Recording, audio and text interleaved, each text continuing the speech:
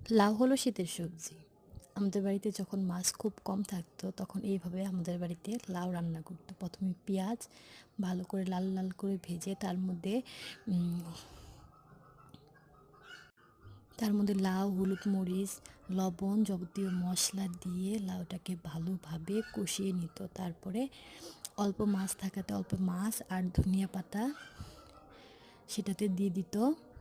দিয়ে মাছগুলোকে হালকা আলতোভাবে নাড়াচাড়া করতে মাছটাকে ভেঙে ফেলতো, আবার ঢেকে দিত।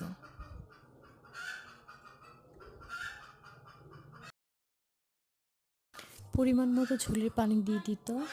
তারপরে বলক উঠে গেলে এই যে আমাদের আজকে লাউ রেসিপি শেষ রান্না। এটা কাল সকাল পর্যন্ত গরম ভাতের সাথে চলবে। সকালে আবার যখন গরম ভাত রান্না করা হবে তখন এই লাউ ঘাটি দিয়ে ভাত খাওয়া লাগবে।